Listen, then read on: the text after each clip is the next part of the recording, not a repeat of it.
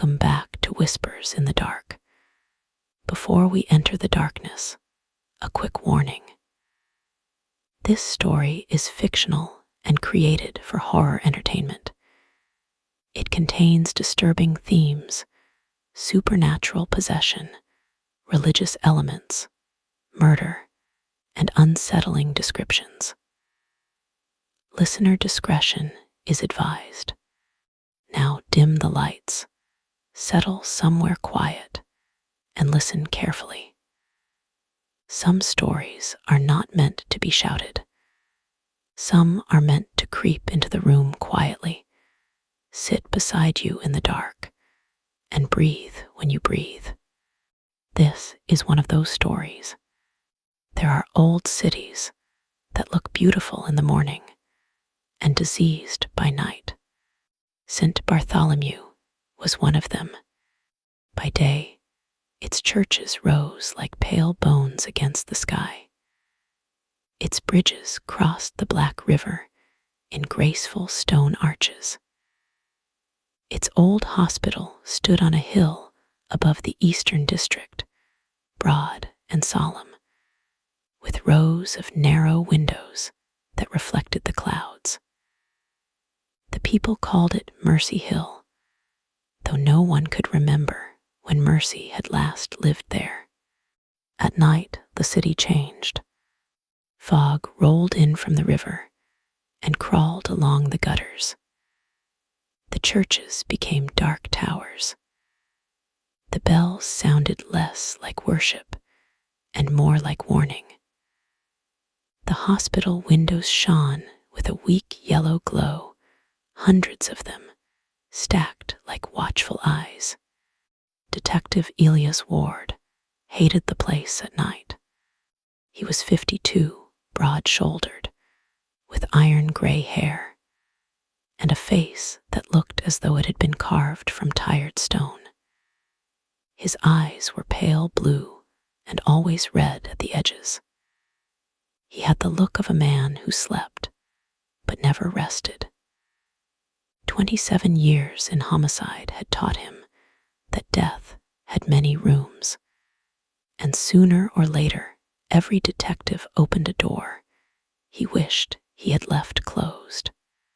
The first body was found behind St. Bridget's Church on a Tuesday morning in October. The victim was a boy named Daniel Vale, 12 years old, choir singer, no enemies, no reason. He was found by the church gardener just before dawn, lying beside the statue of Saint Michael in the courtyard, arranged with terrible care. His hands were folded over his chest. His shoes had been removed and placed neatly beside his feet. His choir robe had been washed, pressed, and put back on him as if someone had dressed him for a ceremony. The horror was in the throat.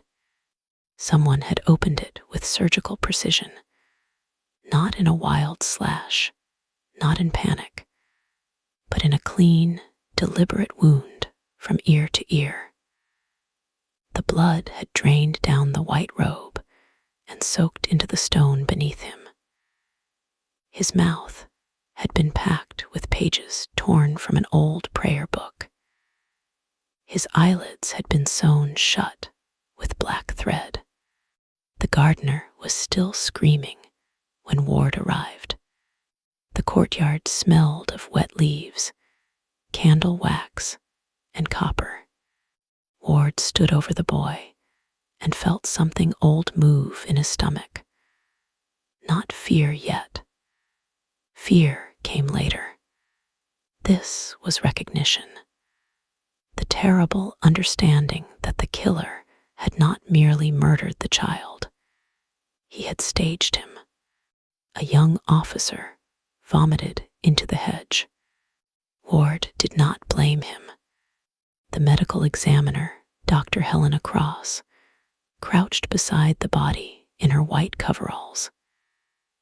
She was thin, sharp-featured, and precise in every movement.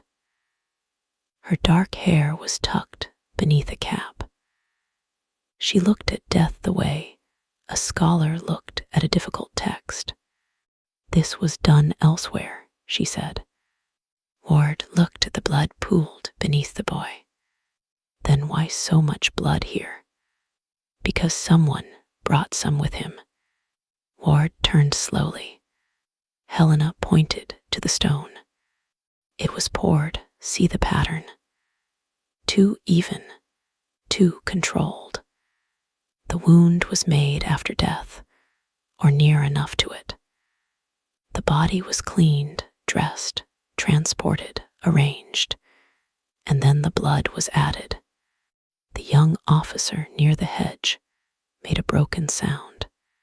Ward stared at the sewn eyelids. "What kind of man does that?" Helena did not answer at first. Then she said, "A patient one." By noon, the church was surrounded by police tape. Reporters pressed against the barricades. Parents arrived to collect their children from the parish school, clutching them too tightly, whispering prayers under their breath. Father Adrian Cole stood on the church steps with his hands folded before him, his black cassock moving in the wind. Ward had known him for years. Adrian was tall and gaunt, with silver hair, a narrow face, and gentle eyes that seemed to carry a grief too private to name.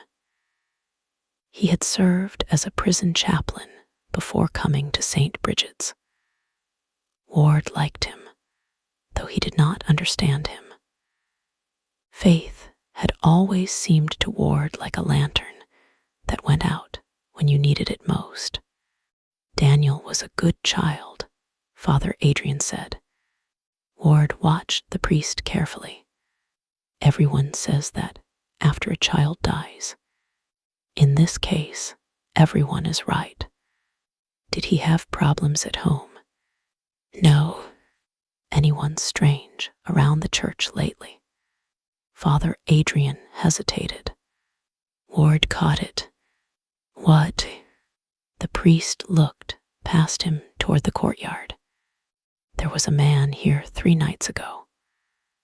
I found him sitting in the last pew after evening confession. He asked if evil could imitate holiness. Ward took out his notebook. Name? He would not give one. What did he look like? Older, perhaps 60. Thin, gray hair, his voice was strange. Strange how? Father Adrian's face tightened, as if 2 men were speaking through the same throat. Ward waited. The priest looked embarrassed by his own words. He laughed when I asked if he needed help. Then he said, "Help is for the living." Ward wrote it down. By evening, every detective in the division was working the case. They canvassed the area. They checked security cameras, parish records, sex offender registries, hospital reports, funeral homes, psychiatric facilities, halfway houses. Anyone with a history of ritual fixation or violence against children. Nothing fit. At midnight, Ward sat alone in the homicide office, looking at photographs of Daniel Vale. The boy smiled in one picture, missing a front tooth, holding a candle during Easter service. In another, he lay on cold stone with black thread through his eyelids. Ward turned the photographs face down. His phone rang. It was Helena. "You need to come to the morgue," she said. Ward heard something in her voice he had never heard before. Not urgency, fear. The morgue beneath Mercy Hill Hospital was bright, cold, humming with fluorescent lights. The walls were tiled white. The drains in the floor smelled faintly of bleach. Daniel Vale lay on the examination table beneath a sheet. Helena stood beside him with a file in her hand. "You look like hell," Ward said. "I found something." She pulled back the sheet. The boy's torso had been opened during the autopsy. Ward had seen worse. He had seen bodies burned, drowned, crushed, dismembered. But it was not the body that made him step back. It was the writing. On the inside of the boy's rib cage, carved into the bone with impossible delicacy, were 3 words: "I am returned." Ward stared. Helena's voice was low. "These marks were made before he died." "That's impossible." "Yes." "Could he have survived that?" "No."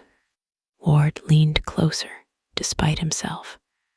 The letters were small, clean, almost elegant. There was no hesitation in the cuts, no ragged edges. Whoever had done it had worked with a steady hand and obscene confidence. Who could do this? A surgeon, a butcher, a monster. Ward looked at her. "You missed one." "What?" "A dead man." Helena frowned. Ward took an old file from beneath his coat and placed it on the steel counter. The name on the tab was Victor Sorin. 15 years earlier, Victor Sorin had terrorized the city for 4 months. He was a former philosophy professor who believed pain was a language, and that God had gone silent because no one was asking the right questions. He had murdered 7 people, each killing stranger than the last. One victim was found posed like a saint in an abandoned chapel. Another had prayer beads buried beneath her skin. A third had words carved into bone. Sorin was caught after a failed attack on a nurse outside Mercy Hill. Ward, younger then and angrier, had been one of the arresting officers. Sorin smiled during the trial, smiled during sentencing, smiled when the families screamed at him. Then, 11 years ago, Victor Sorin died in his cell. Heart failure, cremated by the state, ashes unclaimed. Helena opened the old file and read in silence. When she reached the crime scene photographs, her face drained of color. "It's a copycat," she said. Ward wanted to believe that. He truly did. Then Helena turned a page and froze. "What?" She pointed to a photograph from one of Sorin's old murders. A woman lying on a church floor, her mouth packed with pages, her eyes sewn shut. Ward felt the room tilt slightly. That photograph was never released. Helena looked at him. Who had access? Police, prosecutors, medical examiner's office. And Sorin. Ward said nothing. Helena closed the file slowly. From somewhere deep in the hospital, a patient began screaming. It was not unusual at Mercy Hill. The psychiatric ward occupied the oldest wing, a stone section with barred windows and narrow hallways that smelled of dust, medication, and old fear.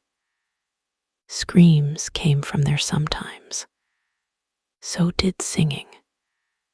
So did laughter that stopped too suddenly.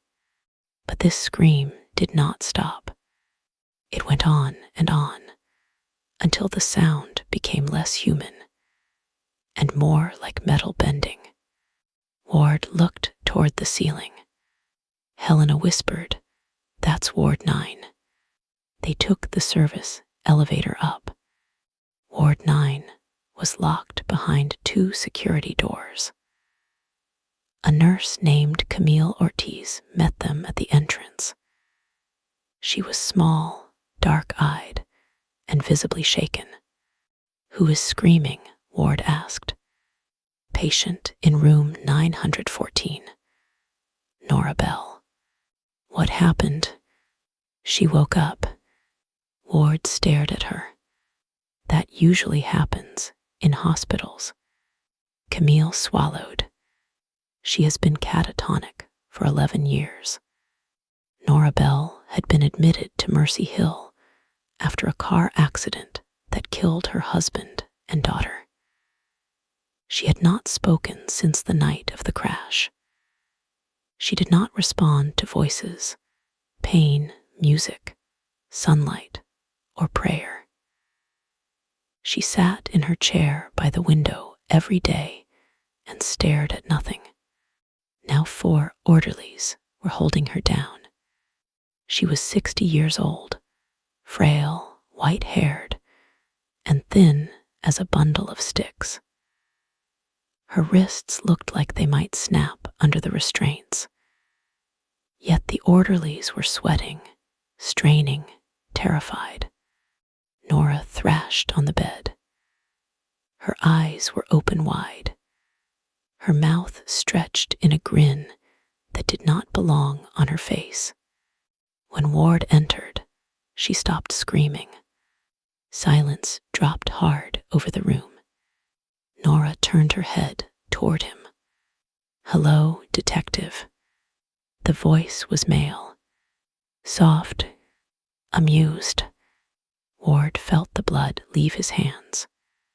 Nora smiled wider. "You got old." No one moved. Ward stepped closer. "Who are you?" Nora's tongue moved over dry lips. "You know." Ward could hear the old courtroom again. The flashbulbs, the families crying. Victor Sorin on the stand, smiling, saying that murder was simply theology with consequences. Ward forced himself to breathe. Victor Sorin is dead. Nora laughed. It was not a woman's laugh. It was deep and slow and full of pleasure. So are many interesting people. Helena stood behind Ward, pale and silent. Nora's eyes flicked to her. "Dr. Cross, you cut the boy open with such care. Did you admire the handwriting?" Helena stepped back. Ward leaned over the bed. "Where is the killer?" Nora's face changed. For 1 second, the grin vanished. Her eyes filled with desperate confusion. An old woman looked out from behind them, terrified, drowning. "Help me," she whispered. Then the grin returned. Too late. The lights flickered. A crucifix on the wall trembled once, then fell, striking the floor with a wooden crack. The orderlies released Nora and stumbled back. She lay calmly now, smiling at the ceiling. Ward left the room without another word. In the corridor, Helena grabbed his arm. That was not possible. Ward looked down the hall toward the locked doors. "I am getting tired of hearing that." The second murder happened 2 nights later. The victim was Dr. Samuel Greer, a neurologist at Mercy Hill. He was found in his office by a janitor at 3:17 in the morning. The office was locked from the inside. No windows were open. security camera showed anyone entering or leaving. Greer sat upright at his desk, hands placed neatly on the blotter, his white coat buttoned to the throat. His face had been peeled back in a precise oval, exposing the red muscle beneath. His eyes were intact and staring. A scalpel rested in the porcelain cup beside his pens.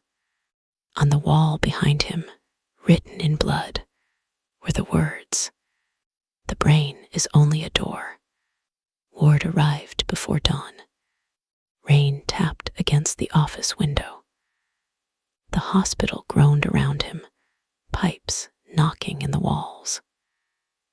Greer's diplomas hung crooked above the body.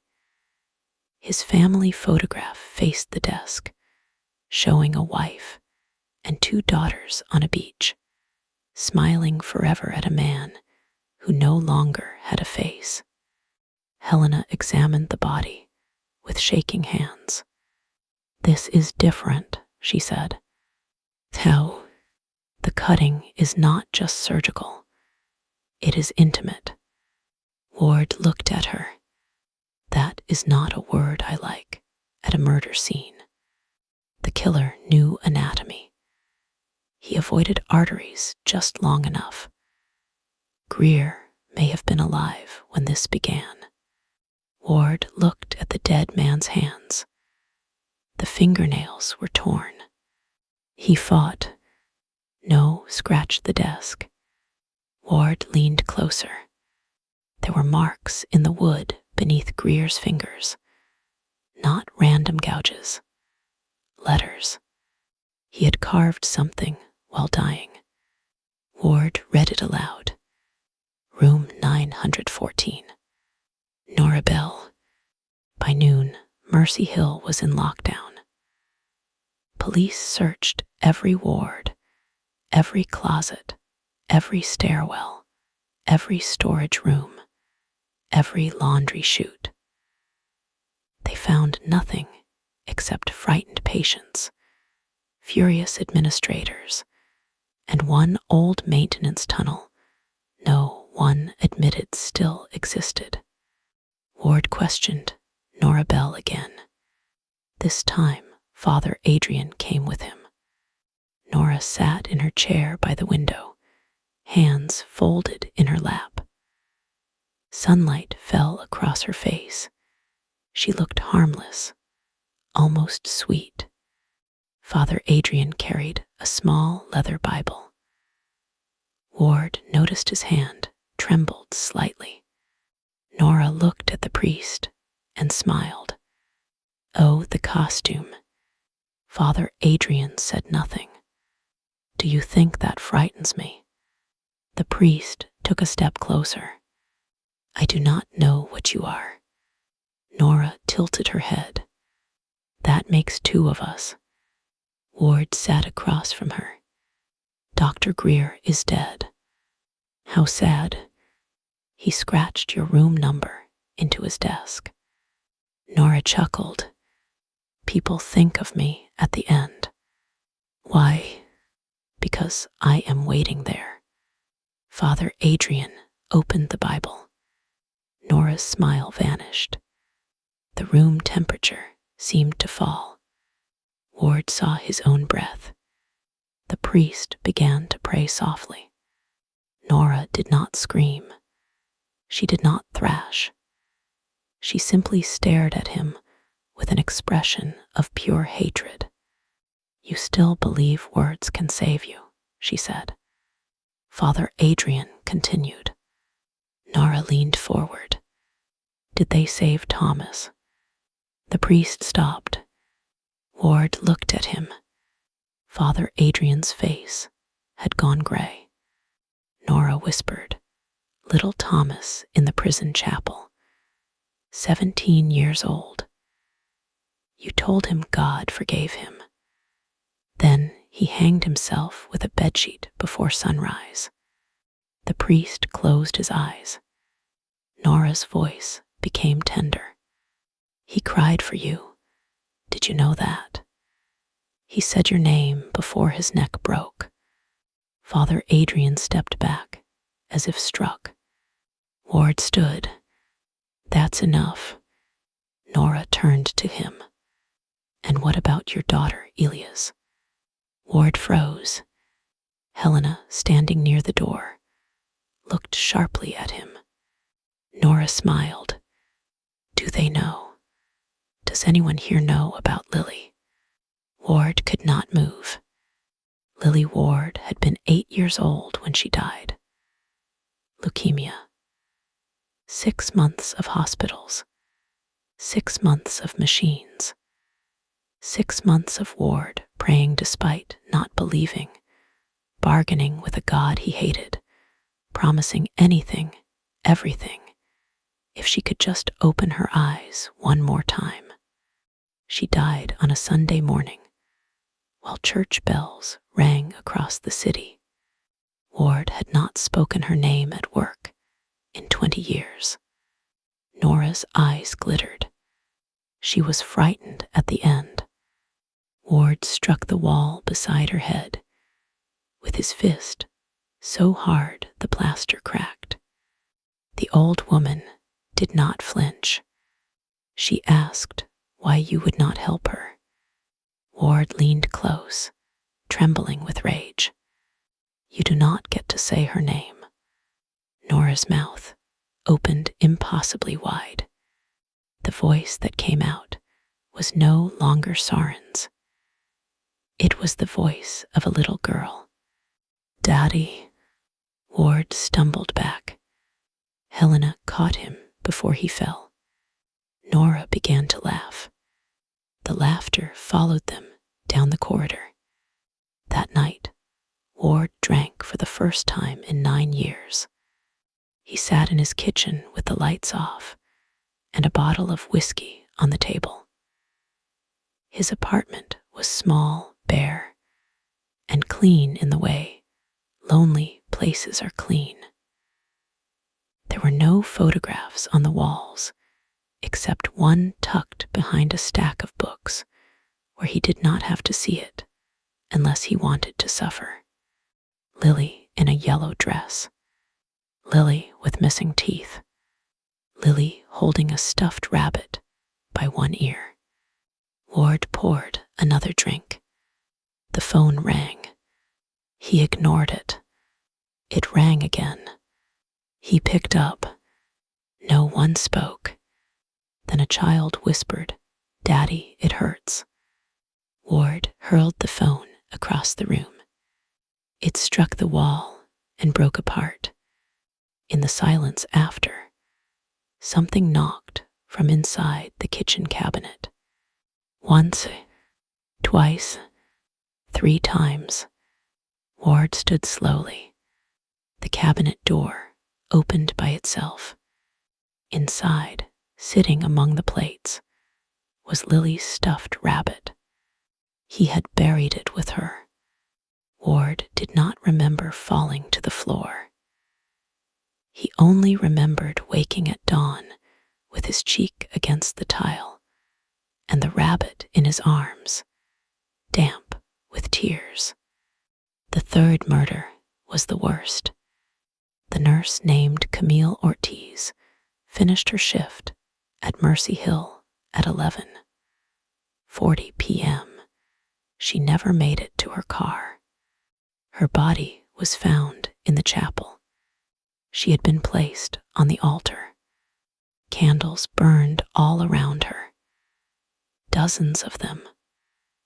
Their flames bent toward her as if the room itself were breathing. Her uniform had been cut open. Her abdomen had been opened with such precision that Helena later said the killer had worked like a surgeon and displayed like an artist. Ward hated her for saying that, though he knew what she meant. Camille's organs had been removed and arranged around her in a circle, each one placed with ritual care. Her heart sat in a silver collection bowl. Her lungs lay open like dark wings. Her eyes had been removed and placed in her hands. On her forehead, written in ash, was a single word. See, Father Adrian found her. By the time Ward arrived, the priest was kneeling in the aisle, retching into his hands. The chapel smelled of blood, smoke, and flowers. Someone had filled the room with white lilies. Ward stood in the doorway, unable to enter for several seconds. Something about the candles disturbed him more than the body. They had not been lit with matches. No wax trails, no burned wicks lying nearby. They seemed to have awakened at once. Helena walked past him, face hard and pale. I need everyone out, she said. Ward nodded to the officers. They cleared the chapel. When they were alone, Helena looked at him. This is not a copycat. Ward said nothing. It is not Soren either. I do not know what it is, but it is not a man walking around with a knife. There is no blood trail, no footprints, no camera footage, no forced entry. The chapel doors were locked. Camille's access card was never used. People do impossible things when no one is watching. No, Ilias, they do hidden things. This is different. Ward looked at Camille. He remembered her frightened face outside Nora's room. He remembered her saying, she woke up. Greer scratched 914, he said. Helena nodded. Camille worked 914.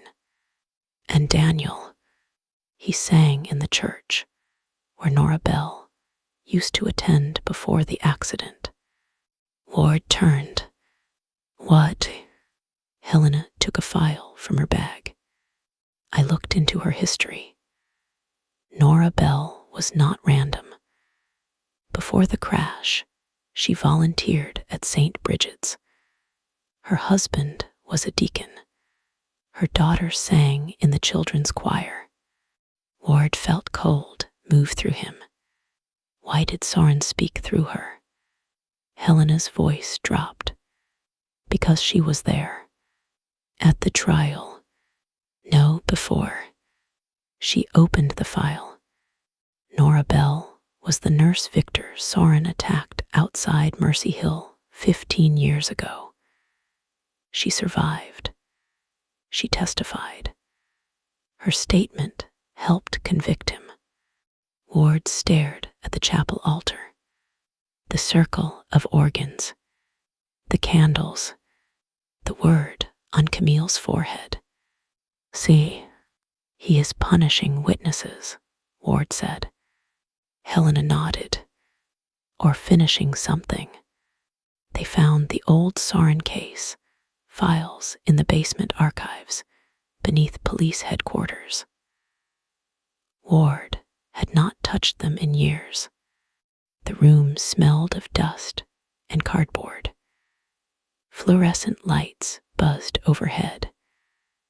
Boxes lined the shelves like coffins. Ward, Helena, and Father Adrian worked through the night. Soren's murders had always seemed mad, but now Ward saw a pattern he had missed. Each victim had been connected to Mercy Hill. A patient, a nurse, a psychiatrist, a chaplain, a child whose mother worked in the laundry service. Soren had not chosen randomly. He had been circling the hospital. At 2:13 a.m., Father Adrian found the sealed transcript. It was from Soren's final psychiatric evaluation before trial. Most of it was nonsense. Soren spoke about thresholds, vessels, borrowed flesh, the soul as a room with many doors. He claimed that death was not an ending, but an eviction. Then Ward reached the last page. The psychiatrist had asked Soren if he feared execution. Soren replied, "You cannot execute a tenant when the house has many rooms." The psychiatrist asked what he meant. Soren said, "When I die, I will not go down. I will go across." Ward read the sentence 3 times. Father Adrian whispered, "Possession." Ward shut the file. "No, you heard Nora. I heard a sick woman. You heard your daughter's voice." Ward looked at him with fury. The priest did not look away. Helena spoke quietly. "There is more." She held up a photograph from Soren's arrest. He stood between 2 officers, smiling. His shirt was torn open at the collar. On his chest was a tattoo. Not a symbol, a diagram, a circle with 9 smaller circles around it. In the center was an eye. Ward recognized it instantly. Camille's organs had been arranged in the same pattern. Father Adrian crossed himself. Ward wanted to tell him to stop. Instead, he asked, "What is it?" The priest's voice was barely audible. An old heresy, the body as a gate, 9 wounds, 9 rooms, 9 witnesses. The killer believes consciousness can pass through suffering. Ward laughed once, without humor. "You studied this in seminary." "In prison." Ward looked at him. Father Adrian sat down heavily. "There are men who do not simply commit evil. They court it. They prepare themselves for it. They hollow themselves out and invite something to answer. And you think Soren invited something. I think something answered." The lights went out. The archive room dropped into blackness. For 1 second, no one breathed. Then a voice spoke from the shelves. "Not something." A match flared. Victor Soren stood at the end of the aisle. He looked exactly as he had in the old photographs. Thin, gray-haired, hollow-cheeked, wearing the same dark suit from his trial. His eyes were bright and amused. Ward drew his gun. "Do not move." Soren smiled. "You always point that thing at mysteries." Father Adrian began to pray. Soren turned his head sharply. "Quiet." The priest's voice died in his throat. He clutched at his neck, choking. Helena ran to him. Ward fired.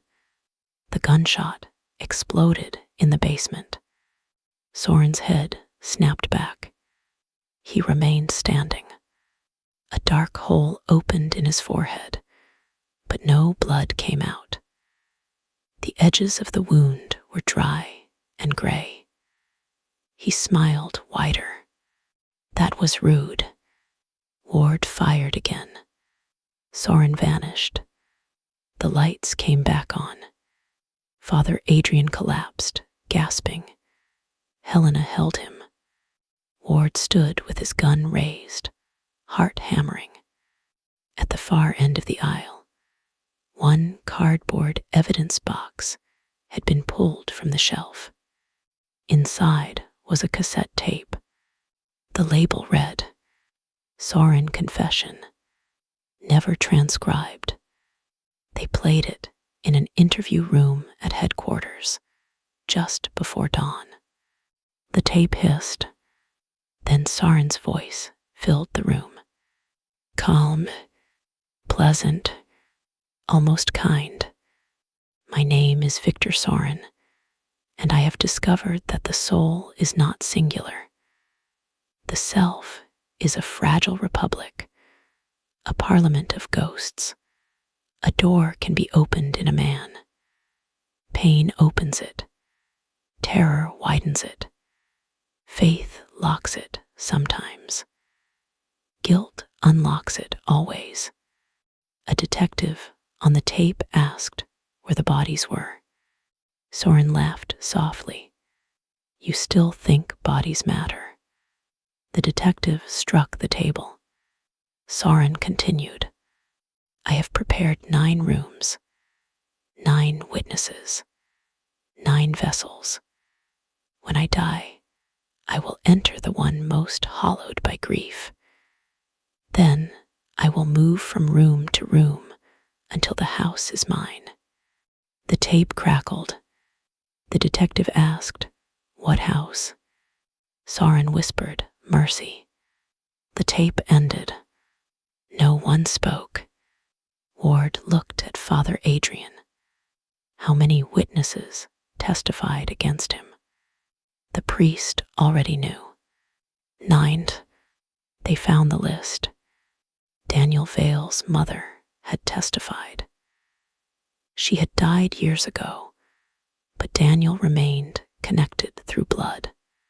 Dr. Greer had evaluated Soren. Camille Ortiz had treated Nora after the attack and signed a statement about Soren's injuries. Nora Bell had identified him. Others were dead, missing, or old. Only 2 living witnesses remained besides Nora. A retired judge named Malcolm Reeve and Detective Elias Ward. The next day, Judge Reeve was found in his bath. His mansion stood in the old North Quarter behind iron gates and dead gardens. The judge had lived alone since his wife died. He was 81, nearly blind, and proud of never showing fear. The bathroom was marble, white walls, gold fixtures, a window overlooking skeletal trees. The tub was full of black water. Reeve sat submerged to the neck, eyes open, mouth stretched in silent agony. His skin had been covered in hundreds of tiny cuts, each one shallow, each one precise, as if someone had written on him with a blade too small to see. The water around him was thick and dark. Floating on the surface were strips of paper from old legal transcripts. Ward did not need Helena to tell him. The judge had drowned in his own blood. On the mirror, written from the inside of the glass, were the words, 1 room left. Ward went home at dusk and found every light in his apartment on. He stood in the doorway with his gun drawn. The air smelled of hospital disinfectant and lilies. Police, he called. No answer. His kitchen cabinets were open. The plates were stacked in the center of the floor. His bedroom drawers had been pulled out and emptied. His bathroom mirror was fogged, though the shower had not been running. Written in the mist was a child's handwriting. Why did you let me die? Ward closed his eyes. Because I could not save you. The apartment went cold. A small voice behind him said, Liar. He turned. Lily stood in the hallway, not as she had been in the hospital, pale and thin and dying. She looked as she had in the photograph. Yellow dress, missing teeth, stuffed rabbit in one hand. Ward's gun slipped from his fingers. Lily, she smiled. Something was wrong with the smile. Too many teeth. You stopped praying, she said. Ward covered his mouth. You stopped when I needed you. No, you were relieved. He shook his head, tears burning his eyes. No, you wanted it to end. The words struck deeper than any knife because they touched the secret place he had never allowed himself to enter. At the end, when Lily was suffering, when every breath tore through her like broken glass, part of him had wanted it to stop. Not because he wanted her gone, because he could not bear to watch her hurt. But grief does not care about mercy. Grief calls everything betrayal. Lily stepped closer. You let me go. Ward fell to his knees. I loved you. The little girl leaned close. Her breath smelled of earth, then opened the door. Her face split, not with blood, not with tearing skin. It opened like a mask coming apart, revealing darkness behind it. And in that darkness, Ward saw Victor Soren smiling. Ward screamed. Father Adrian found him an hour later, curled in the corner with his hands over his ears. The priest did not ask what he had seen. He simply sat beside him until Ward could breathe again. At Mercy Hill, Nora Bell was dying. Her body had begun to fail. Fever burned through her. Her veins darkened beneath the skin. She spoke in different voices now, sometimes Soren, sometimes children, sometimes men and women no one recognized. The nurses refused to enter unless police stood with them. By midnight, the hospital administrator wanted her moved. Father Adrian refused. She is not the danger, he said. Ward looked through the observation glass. Nora lay in bed, restraints across her wrists and ankles. Her eyes moved beneath closed lids. What is she?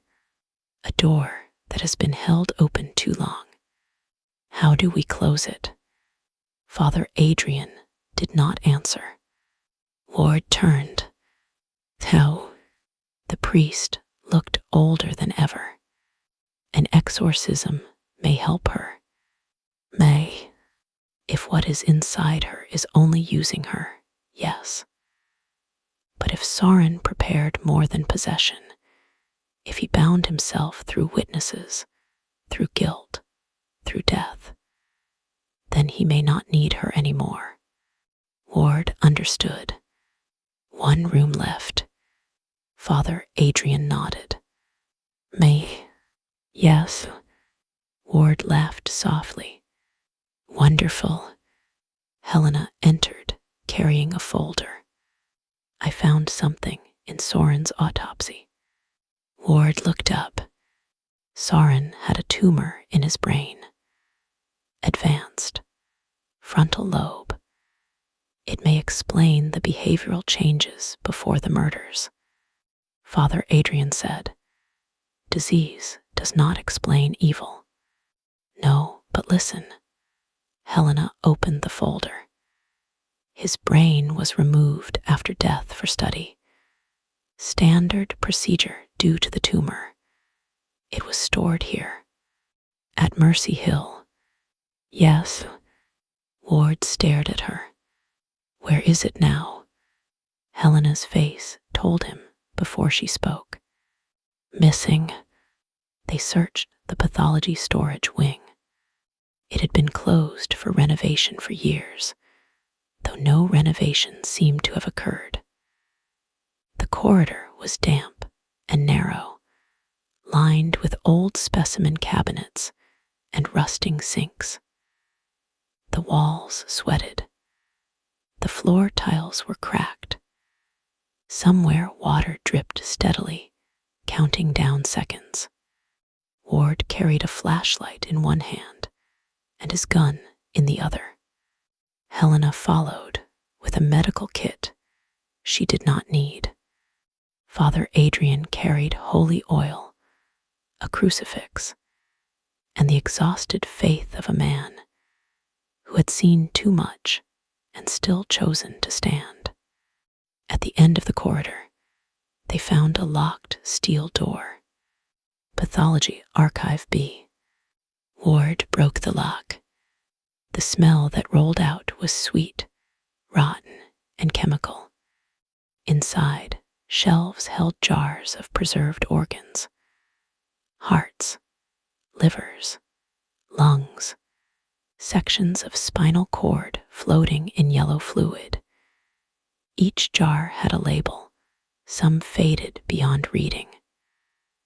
The flashlight beams moved through the glass and made the specimens seem to drift. At the center of the room stood a table. On it was a large jar. Inside floated a human brain. The label read Victor Sorin. Around the jar were 9 candles. 8 had burned down to stubs. 1 remained unlit. Ward heard Helena whisper, "No." Behind them, the door slammed shut. The candles flared. The brain inside the jar twitched. Ward stepped back. A voice filled the room, not from any one place, but from the walls, the shelves, the glass, the organs floating in their jars. "Detective Ward." Father Adrian raised the crucifix. "In the name of God, I command you to be silent." The voice laughed. "You command nothing. You beg with old words." The jars began to tremble. Helena reached for the door. The handle burned her palm. She cried out and fell back. Ward aimed at the jar. "Victor, Elias, you wanted me. Here I am.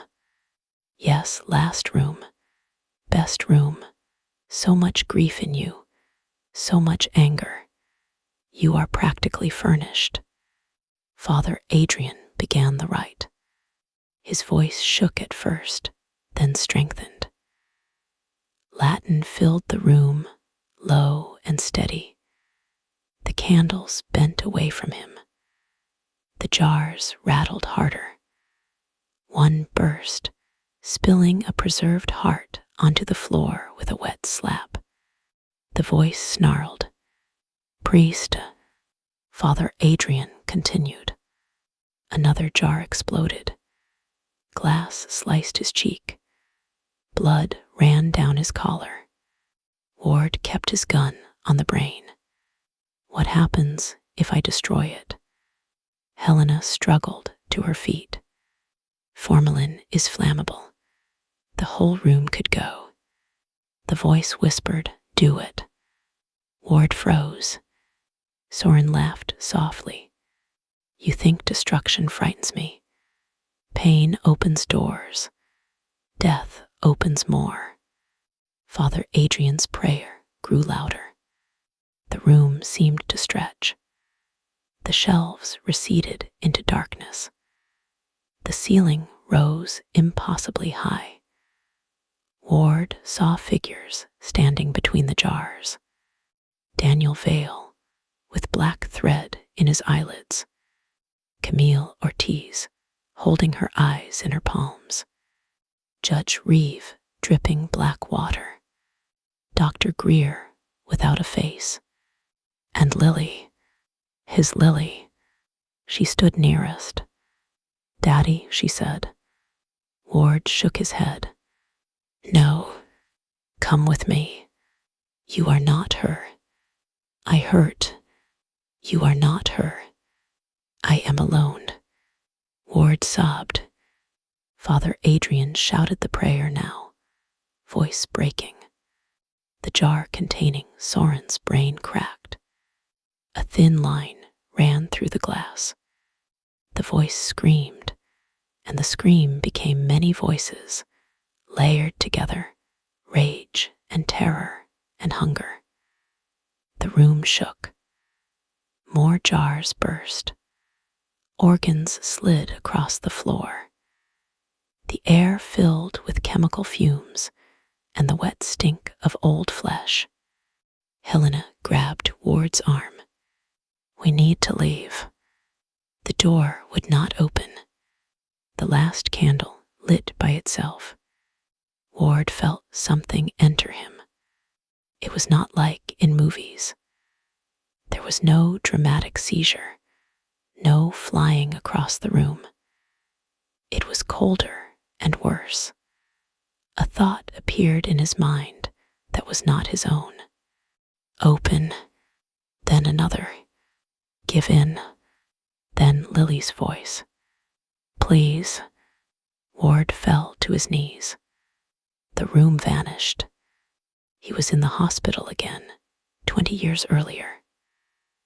Lily lay in her bed, small beneath the sheets, tubes in her arms, lips cracked, eyes half open. Machines blinked beside her. Rain tapped the window. Ward sat beside her, holding her hand. She looked at him. "Daddy, I'm scared." "I know. Will it hurt?" Ward could not answer then. He answered now. "Yes." The hospital room darkened. Lily stared at him. "Why would you say that?" "Because you were brave enough to hear the truth." Her face twisted. The thing inside her hated him for that. Ward stood in the memory. "I loved my daughter. I wanted her pain to end. That was not betrayal." The walls cracked. Lily's face blurred. Soren's voice roared. "You abandoned her." Ward turned toward the darkness. "No, I stayed until the end." He opened his eyes. He was back in the pathology room. Father Adrian was on the floor, bleeding, still praying. Helena was trying to pull him up. The jar had cracked nearly in half. The brain inside pulsed like a diseased heart. Ward picked up a broken shard of glass and cut his palm. Helena shouted his name. He pressed his bloody hand to the jar. Soren hissed, "What are you doing?" Ward looked at the crucifix in Father Adrian's hand. "I am witnessing." The priest understood. With the last of his strength, Father Adrian reached up and pressed the crucifix against Ward's blood on the glass. He spoke not in Latin now, but in English. "By truth confessed, by guilt renounced, by the dead released, by the living reclaimed, leave this house." The room went silent. Then every candle went out. For one impossible second, Ward heard his daughter's real voice, not the mimicry, not the cruel imitation, but something gentle and distant. "Goodbye, Daddy."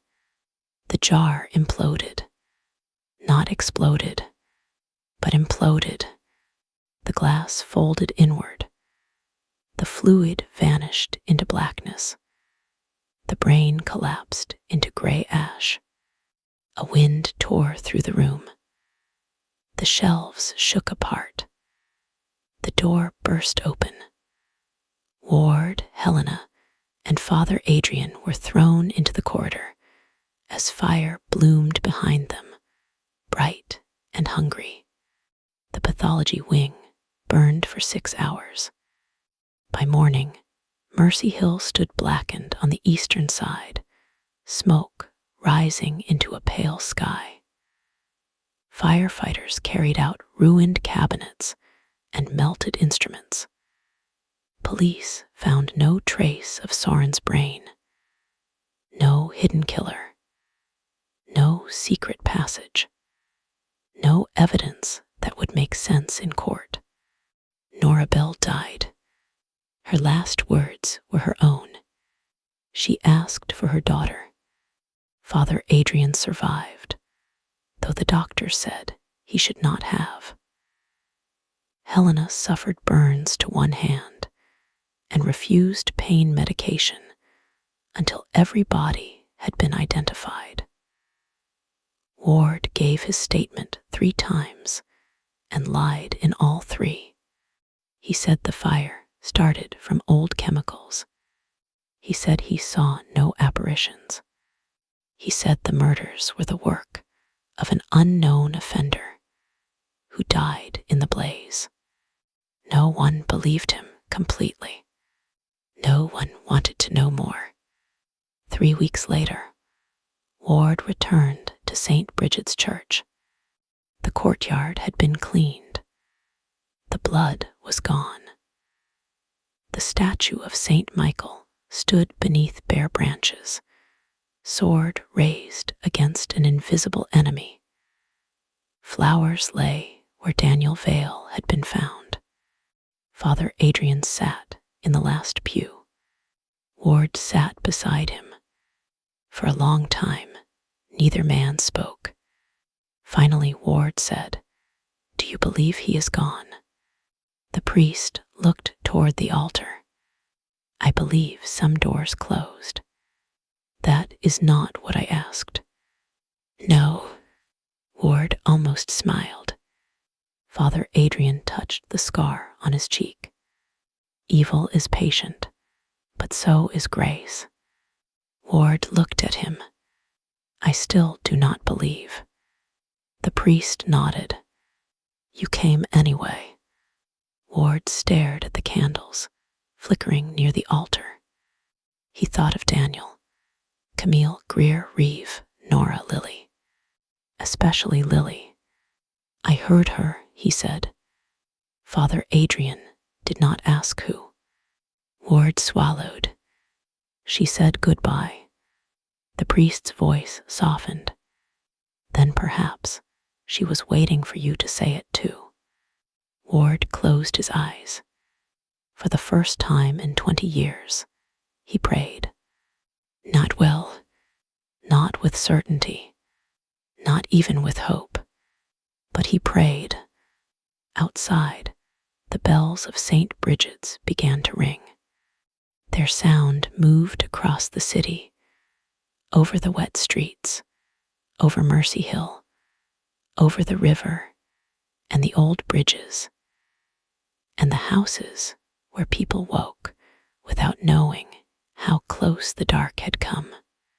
In the burned pathology wing of Mercy Hill, beneath layers of ash and fallen stone, investigators later found a small cavity behind the wall. Inside was a tin box. Inside the box were 9 slips of paper. 8 had names written on them. Daniel Vale, Samuel Greer, Camille Ortiz, Malcolm Reeve, Nora Bell, and others long dead. The 9th slip was blank. At least, that was what the report said. But the young officer who found it resigned the next day. He told no one why.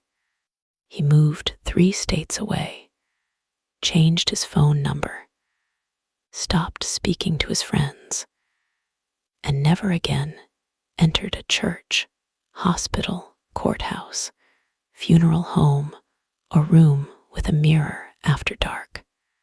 Years later, when his sister finally asked what he had seen inside that box, he began to cry. He said the 9th slip was not blank. He said it had a name on it. His own. Thank you for listening. Some horror stories end when the monster dies. Others end when we realize the monster was only one shape the darkness knew how to wear. Lock your doors tonight. Turn off the lights if you must. But before you close your eyes, look once toward the corner of the room and make sure the shadows are standing still. Please subscribe, comment, and like the video for more. Good night. Whispers of a love so true, painting dreams of me and you. And I'll hold you close in this moment.